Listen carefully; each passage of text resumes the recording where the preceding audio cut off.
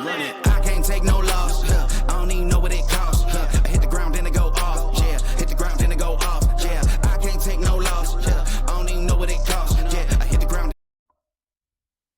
Peace and wellness, everyone, and welcome to the Sunshine Mama podcast, where ancient wisdom meets modern birth. I am your host, Melissa Mitchell, a certified perinatal educator, birth and postpartum doula, and Reiki master, shifting the status quo of maternal and infant healthcare in the United States. In this episode, we dive into the newly formed Administration for a Healthy America and the implications this can have on maternal healthcare delivery across the nation. But first, let's start with a wisdom saying from the late and oh-so-great Maya Angelou. She is an ancestor that I fell in love with in the 9th grade while reading her Pulitzer Prize-winning book, I Know Why the Caged Bird Sings. She shared words I didn't know my soul needed to hear, and is truly a remarkable Renaissance woman who is hailed as one of the greatest voices of contemporary literature. She's a poet, educator, best-selling author, actress, playwright, civil rights activist, producer, and director. She wrote more than a dozen books and is the second poet in U.S. history to write and recite an original work for a presidential inauguration. At President Bill Clinton's inaugural ceremony in 1993, she delivered her poem On the Pulse of Morning. She has written several screenplays and composed the scores as well. The 1972 film Georgia, Georgia was the first screenplay by an African-American woman to be filmed and was nominated again for a Pulitzer Prize. She is the recipient of numerous honors and recognitions, including the Ladies' Home Journal Woman of the Year in Communication Award in 1976. She's the top 100 most influential women. The Golden Eagle Award was given to her for her documentary Afro-American in the Arts from 1977, and she's named one of the top 100 best writers of the 20th century. She was appointed as the first Reynolds Professor of American Studies at Wake Forest University in 1981, and her poem Phenomenal Woman won the Grammy for Best Spoken Word or Non-Musical Album in 1995. In 2000, she received the Presidential Medal of Arts from President Bill Clinton. And in 2006, she received the Mother Teresa Award for her untiring devotion and service to humanity. Having garnered numerous prestigious literary and humanitarian awards, as well as over 50 honorary degrees, Angelou was bestowed the Presidential Medal of Freedom by President Barack Obama. The award is distinguished as the highest civilian honor in the United States. She's quoted as saying, "If you don't like something, change it. And if you can't change it, change your attitude." I started this podcast because I got sick of hearing the same things about maternal and infant health that we've been sharing for decades. I didn't want to say the name of another mother who lost their life because nobody was listening to them in the medical model of care. I wanted to know what I could do as a doula, mother, sister, auntie, and community birth worker to help heal these structural wounds and bring health to our community. I saw that the problem was bigger than I thought during my first semester of an MPH program. I had no idea about the social determinants of health and how encompassing these systems are that surround women and families during their birth and postpartum period. In looking at the 10 essential public health services, they provide a framework for public health with a mission to protect and promote the health of all people in all communities. I wanted to share with you one of the images that was part of my Master's in Public Health program, just so you can see what they all look like here. To achieve optimal health for all, the essential public health services actively promote policies, systems, and services that enable good health and seek to remove obstacles and systemic and structural barriers, such as poverty, racism, gender discrimination, and other forms of oppression that have resulted in health inequities. From assessing and monitoring public health, utilizing legal and regulatory actions, to building a diverse and skilled workforce, everyone should have a fair and just opportunity to achieve good health and well-being. We have the opportunity to shift the trajectory of a generation, and it starts now.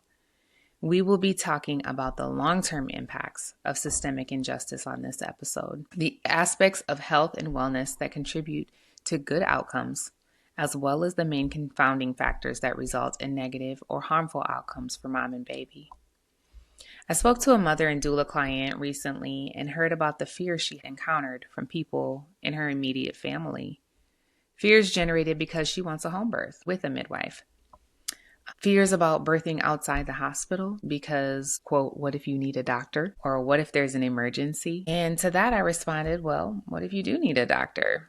Would it be just as easy to call them when needed than to take up a bed and a space at a hospital where people go when they're sick? If pregnancy is not an illness, then let's encourage women to know about the normal physiology so they can work with their bodies instead of being told they'll need someone else to help them because their body is defective and may not be able to deliver their child. I'm particularly interested in statistics for Houston, where I currently reside. Texas is a big place, experiencing some of the greatest disparities in the nation when it comes to maternal and infant health. So there is a lot to unpack here, from workforce reductions to the creation of a new agency called the Administration for a Healthy America, or AHA. These changes promise efficiency and cost savings, but they also raise questions about how healthcare services, especially maternal and infant care, will be delivered moving forward.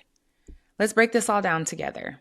So what's changing at HHS? On March 27th, 2025, HHS announced a major restructuring as part of Trump's Department of Government Efficiency initiative. This plan includes consolidating 28 divisions into 15, reducing regional offices from 10 to 5, and cutting the workforce by about 25%. That's about 20,000 fewer employees. This restructuring is expected to save $1.8 billion annually. At the center of these changes is the creation of the Administration for a Healthy America, which will oversee key public health programs like maternal and child care, HIV/AIDS care, mental health support, and environmental health initiatives. While this consolidation aims to streamline operations and improve efficiency, many families are wondering, what does this mean for moms and babies who rely on these programs? So, continuity of care, what you need to know. The good news is that HHS has promised essential services like Medicare and Medicaid will remain intact. These programs cover critical services like prenatal care, childbirth support, pediatric checkups, and vaccinations. To ensure a smooth transition, HHS plans to roll out changes in phases so that healthcare providers can adjust without disrupting care. They've also committed to preserving key roles like specialists in maternal and infant health, so moms and babies can continue receiving the support they need. Additionally, systems will be put in place to monitor patient outcomes during this transition and quickly address any gaps in care. How will AHA prioritize maternal and infant health? Well, the Administration for a Healthy America will take a holistic approach to maternal and infant health by addressing not just medical care, but also environmental factors and chronic disease prevention. Here's how they plan to prioritize these areas. AHA will include a specific division focused entirely on maternal and child health. This division will oversee programs related to prenatal care, postpartum support, early childhood development, and more. Environmental health integration factors include air quality, clean water access, and exposure to toxins that will be addressed as part of the maternal health initiatives as well. This recognizes how much of our environment impacts pregnancy outcomes and infant development. For chronic disease prevention, conditions like diabetes or high blood pressure can complicate pregnancies. AHA plans to emphasize education, early intervention, and prevention care to help moms stay healthy throughout pregnancy. By supporting vulnerable families, special attention will go towards low-income families, rural communities, and minority groups who often face barriers to accessing healthcare. Outreach programs will aim to close these gaps as well. A big part of this consolidation means that collaboration can happen and there's less bureaucracy across departments. Maternal health services will work closely with other programs under AHA, like HIV/AIDS initiatives, to ensure comprehensive care for moms with unique challenges.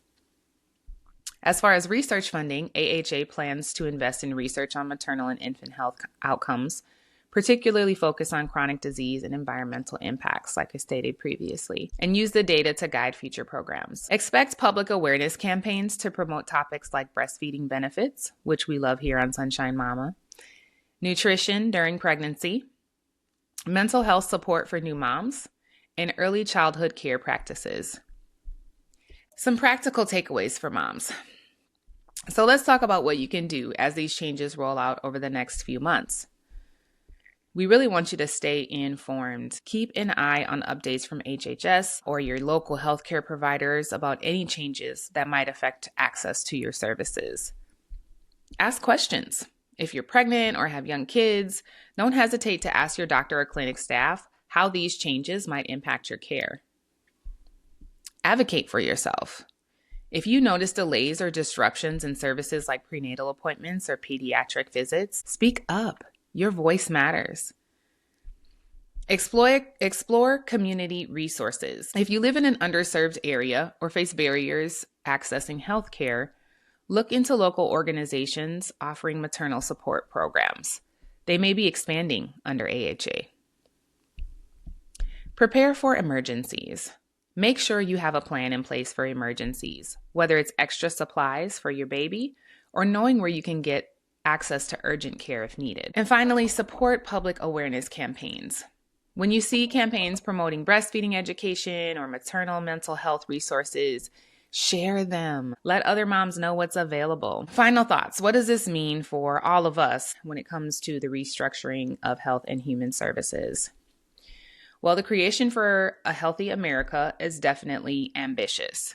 There's potential for better coordination across programs, like environmental health and HIV/AIDS care, but there's also a risk with such big workforce reductions. As these changes roll out over the coming months, we'll be keeping an eye on how they impact families across America and whether they deliver on their promises of healthier futures for moms and babies alike. For this episode's book highlight, we have The Women Who Caught the Babies. These filters are killing me, y'all. They're killing me. This is a story of African-American midwives by Eloise Greenfield, with artwork by Daniel Minter. Thank you so much for tuning into today's episode of Sunshine Mama Podcast.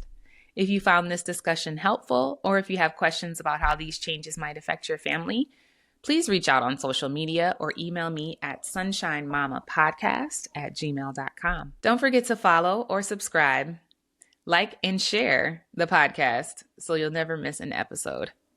Until next time, peace and wellness, family. Running